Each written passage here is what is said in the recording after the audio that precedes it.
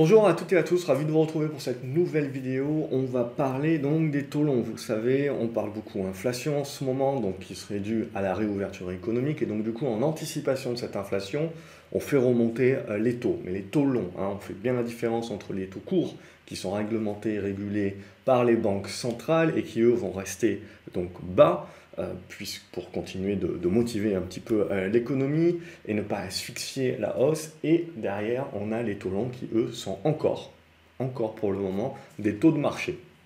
Donc, ce qui est intéressant, donc, du coup, c'est que quand on a ces éléments-là qui se mettent en place, avec cette crainte, en effet, de voir avec la réouverture économique une inflation, on le voit déjà au niveau de l'inflation des matières premières, et donc, du coup, de la répercussion de l'inflation de ces matières premières-là sur les coûts des entreprises, et donc, pour conserver leur marge, certaines entreprises qui ont un pricing power vont donc répercuter cela sur le client final.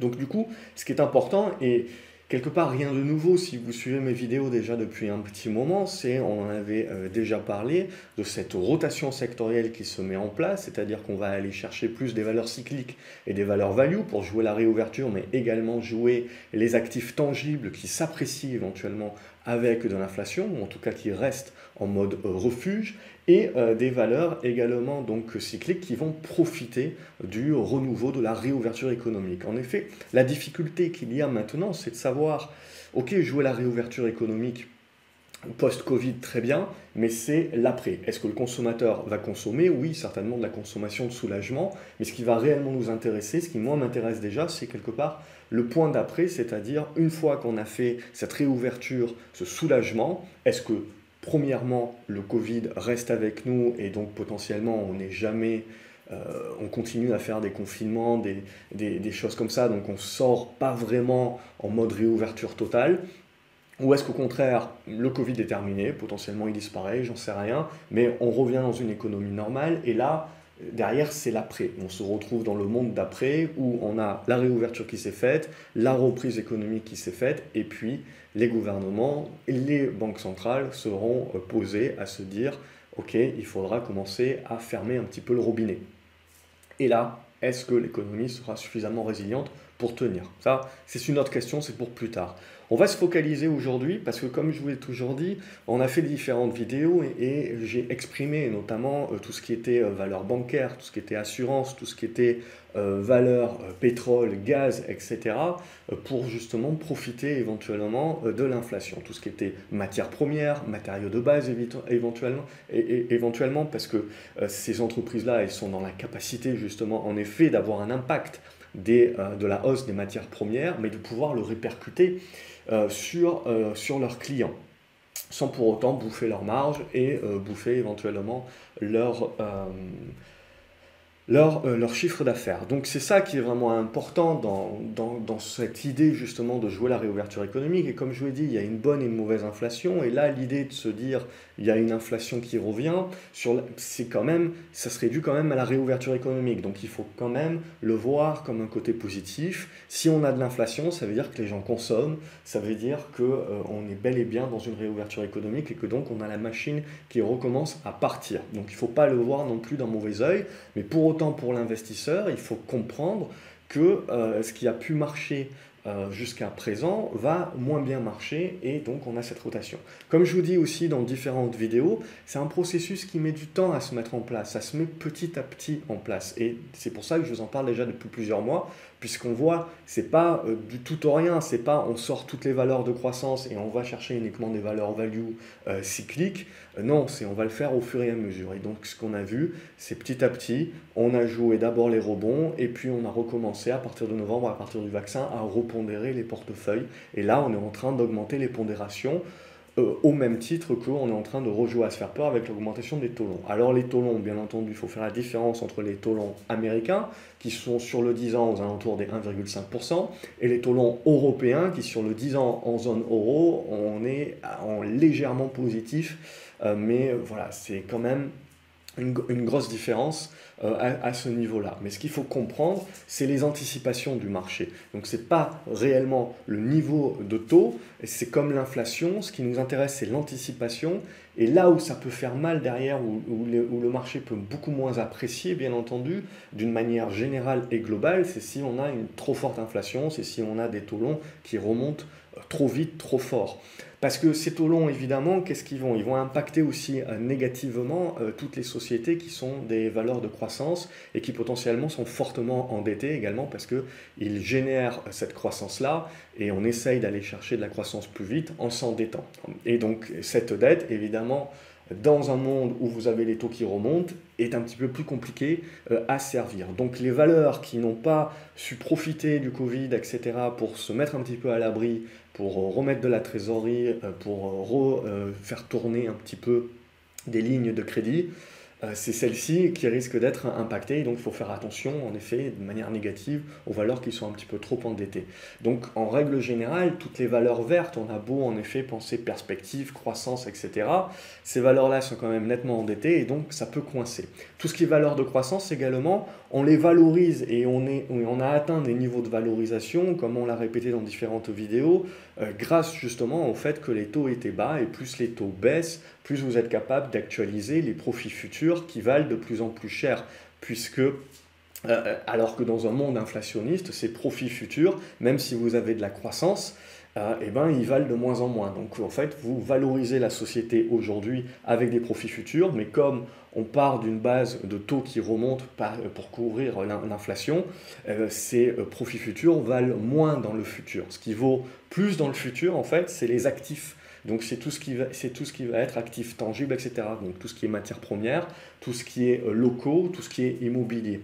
Et là où il faut faire attention, évidemment, c'est qu'il faut bien partager. Quand on parle immobilier, il faut bien partager pour moi l'immobilier en termes de locaux, en termes de résidences, etc. Où là, on se retrouve justement avec une résilience par rapport à l'inflation.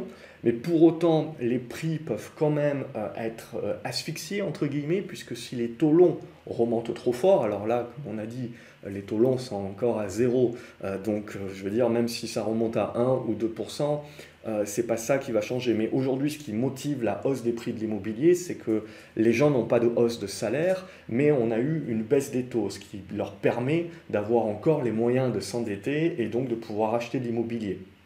Et c'est ce qui permet donc d'avoir toujours cette demande qui est conséquente par rapport à une offre, même si on construit pas mal, une offre qui reste quand même réduite. Par contre, dans le futur, si vous avez les taux longs qui remontent, mais vraiment qui remontent, eh ben c'est là justement où ça va faire en sorte, ça va sortir un paquet de gens qui ne pourront plus prendre ce crédit-là et qui n'auront plus les moyens d'acheter. Et donc, on va se retrouver avec une réduction de la demande par rapport à l'offre. Et donc, c'est là où les prix peuvent commencer à stagner. Évidemment, par-dessus, il faut rajouter l'effet Covid, où vous avez des gens qui vont vouloir aller à la campagne, etc. Donc, ça peut faire monter les prix dans des zones rurales et en ville, par exemple, ça peut créer d'autres tensions. Je ne rentre pas dans le détail. Et puis surtout, c'est les processus lents. Donc, il y a plusieurs choses qui peuvent se mettre en place. Mais globalement, ce qu'il faut retenir, c'est que ça vous met la pression, si on a une remontée de l'inflation, remontée des taux longs, ça vous met quand même une pression sur les foncières parce qu'elles sont fortement endettées. On peut pas, vous avez une inflation, donc vous avez une inflation des coûts, une inflation des crédits, etc. Mais globalement, la problématique, c'est que donc du coup, vous pouvez prendre moins d'emprunts. Si vous avez déjà une grosse dette, et les foncières en règle générale, une grosse dette, c'est un petit peu plus compliqué aussi par rapport à ça, puisqu'on a le service de la dette, le poids de la dette qui devient plus lourd. Et donc, ces foncières-là peuvent un petit peu caler. Par contre, donc, votre immobilier, potentiellement, il va pouvoir couvrir et accompagner l'inflation et donc couvrir par rapport à ça comme les matières premières. Donc ça, c'est une autre idée. Le deuxième topo, pour moi, donc, on voit les performances, on voit sur ce...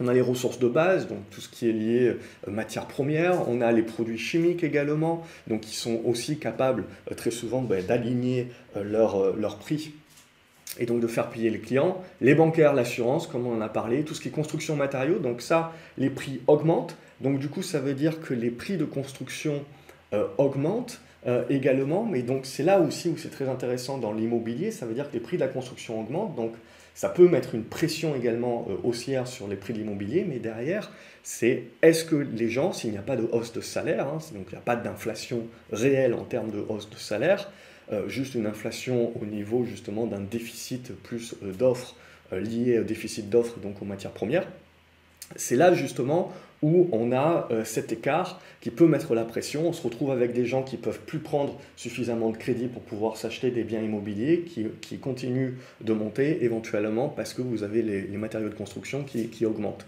Donc c'est là où on rentre derrière dans quelque chose qui peut coincer. Mais sinon, tout ce qui est voilà, pétrole, gaz, vous le voyez, c'est très performant quand vous avez une remontée des taux longs et de l'inflation. Et après, quand on va descendre un petit peu plus, on a l'assurance bien entendu, mais on a derrière des télécoms, on a tout ce qui est lié médias, donc c'est un petit peu, ça continue de performer, mais aussi l'avantage de ces valeurs-là, c'est que vous avez aussi des rendements qui sont assez élevés. Donc là, tout l'enjeu qui va être très intéressant, c'est qu'actuellement, pour moi, même si les taux longs continuent de monter, on ne se pose pas encore la question de dire je passe des actions à l'obligataire.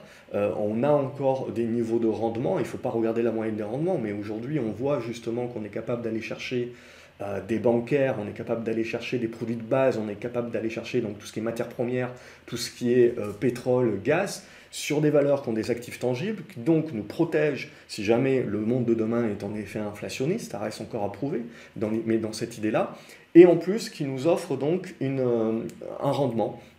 Et on voit que les rendements, donc ils ont su passer la crise Covid, et on voit que les rendements vont réaugmenter. On a des rachats d'actions également qui vont revenir.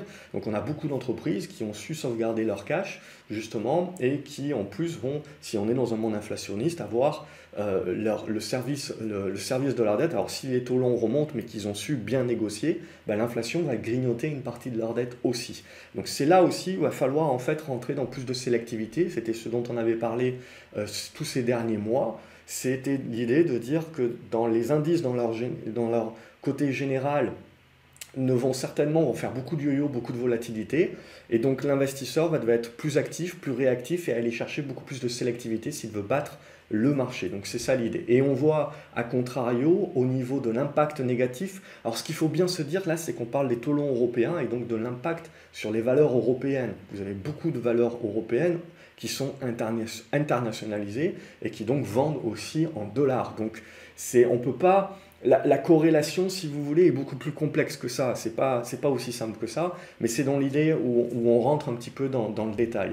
Donc ensuite, toutes les valeurs technologiques, évidemment, comme je vous l'ai dit, c'est à partir du moment où vous êtes très endetté, vous n'avez pas nécessairement beaucoup d'actifs. Alors bien entendu, au niveau de vos actifs, vous avez des brevets, vous avez une base de clients, vous avez une technologie, etc. L'idée, c'est pas de remettre en cause le business, c'est pas de dire que ces business-là sont désuets. L'idée, c'est juste de dire que s'ils continuent à croître, ils vont devoir croître à une vitesse forte qui permet de compenser l'inflation, en fait. Donc c'est ça. Et si les taux longs continuent de remonter, eh ben, ces sociétés-là qui sont en croissance vont avoir besoin de beaucoup de cash, mais sont potentiellement déjà beaucoup endettées. Et donc du coup, s'il y a une remontée des taux longs qui est trop forte, ça peut bloquer certains projets et donc la croissance future parce que ça peut les bloquer au niveau de leur capacité d'endettement supplémentaire. Donc ça, il faut l'intégrer sur les valeurs vertes, il faut l'intégrer sur les valeurs technologiques. Et donc c'est un petit peu un vent contraire. Mais comme je vous l'ai dit, il y a remontée des taux longs, il y a remontée de l'inflation et remontée. Hein. Aujourd'hui, c'est des anticipations. Aujourd'hui, on prend peur, mais on est à des niveaux qui encore ne sont pas non plus un vent totalement de face sur ces sociétés-là. Pour autant, on voit que les marchés, eux, ont déjà anticipé, donc sont déjà dans l'après, sont déjà en train de valider ce scénario-là. Ce qu'on va attendre maintenant, c'est d'avoir des statistiques officielles, et on commence déjà à en avoir qui sortent, notamment sur les matières premières. On voit l'impact de la hausse des matières premières sur les entreprises et sur leurs coûts déjà, et donc sur la répercussion qu'ils vont devoir faire. Si on doit rentrer un petit peu plus dans le détail, et parler de valeurs pour que ça soit peut-être un petit peu moins abstrait pour vous sur ces secteurs-là, globalement, les valeurs qui vont en profiter, ben, c'est tout ce qui est bancaire. On a dit Crédit Agricole, Société Générale, BNP Paribas, Natixis s'est fait sortir, donc vous avez l'OPA, vous avez AXA aussi, vous avez Michelin qui est capable de faire face à la remontée des matières premières et puis de le répercuter sur le client final. Vous avez tout ce qui est construction également, donc Saint-Gobain, Lafarge, Vous avez Legrand aussi qui peut en profiter, Essilor. Et puis médias, au niveau média, vous avez TF1, Lagardère, je pense à ça. Et au niveau pétrole, vous avez Total, bien entendu. Et puis si on sort un petit peu, vous avez les parapétrolières également qui ont cet effet de levier supplémentaire. Donc tout ce qui est CGG, Technip. Vous avez également Fugro, vous en avez d'autres. Mais globalement, voilà, tout ça, ça peut être résilient. Et puis, les valeurs qui vont être un petit peu plus impactées, ben, c'est les valeurs de croissance. Finalement, c'est les valeurs qui ont fait la cote ces dernières années. C'est Téléperformance, Aéroport de Paris. Alors, c'est là où on rentre un petit peu dans une dualité. C'est-à-dire qu'il y a certaines valeurs, en effet, qui sont impactées négativement sur ce type de cycle. Mais globalement, on est aussi dans le monde d'après-Covid, donc dans la réouverture économique. Donc, quand on parle quand on parle de Aéroport de Paris, oui, un monde inflationniste, un monde de taux longs qui remontent, etc., c'est pas terrible, en effet, pour ce type de valeur-là, même si c'est pas la plus impactée non plus. Mais on est également dans un monde de réouverture. Donc, il faut, je pense, privilégier cet aspect de réouverture-là, cet aspect que c'est une valeur, vous avez pas mal de valeurs qui ont été impactées, qui deviennent value dorénavant, donc qui se cotent en dessous de leur fonds propres ou proches de leur fonds propres, qui ont des niveaux de trésorerie assez acceptables, qui ont renégocié leurs dettes, donc qui sont capables, en plus dans la réouverture, de pouvoir profiter de ce cycle-là. Mais en effet, si les taux longs remontent trop vite, trop fort, à un moment donné, ça sera un vent contraire. Même si le vent contraire pour le décollage d'un avion c'est très bien, ça sera des vents contraires justement pour le plus long terme. Donc je pense qu'il faut aussi, vous le voyez, adapter les choses et bien comprendre qu'on peut avoir une vision long terme en effet qui peut être plus ou moins négative sur un certain nombre de secteurs d'activité et de valeurs, mais il y a cet aspect réouverture de l'économie aussi qui prédomine à court terme. Voilà, donc globalement, et tout ce qui est environnement, Veolia, je dirais, à court terme, il y a quand même des choses qui sont intéressantes, mais à long terme, si les taux longs remontent et que l'inflation devient persistante, c'est la durabilité qui va surtout nous intéresser pour des impacts plus long terme négatifs, hein. Donc c'est ça qui est important. Donc voilà, globalement, je peux faire une vidéo un petit peu plus résumée peut-être et de répétition par rapport à ce qu'on s'est déjà dit pour que vous compreniez bien les impacts qu'il y a. Bien entendu, ça reste de la statistique, hein, et on est en réouverture économique, post-Covid, etc. Donc pour moi, c'est surtout oui, de l'inflation, etc., mais est-ce que ça sera durable? C'est surtout ça la vraie question à laquelle il faudra répondre et il faudra attendre d'avoir un peu plus de statistiques pour savoir si, d'une part, la réouverture, on consomme vraiment, c'est de la consommation que de soulagement ou quelque chose d'un petit peu plus durable. Ça sera la vraie question justement pour commencer à y voir un petit peu plus long terme. Mais en attendant, d'ores et déjà, vous le voyez depuis ces derniers mois, ces dernières semaines, depuis qu'on en parle, la rotation sectorielle continue de s'effectuer. Voilà, j'espère que vous appréciez l'ensemble de ces vidéos. N'hésitez pas à mettre un pouce en l'air, liker la vidéo, la partager également, ça fait plaisir. Ça fait énormément plaisir de voir également que vous commentez et que vous êtes de plus en plus nombreux à suivre ces vidéos et qu'elles vous servent, qu'elles vous aident. N'hésitez pas à vous abonner à la chaîne également, comme ça vous ne loupez pas les futures vidéos. Je vous souhaite une excellente journée et je vous dis à la prochaine. Salut les graphes.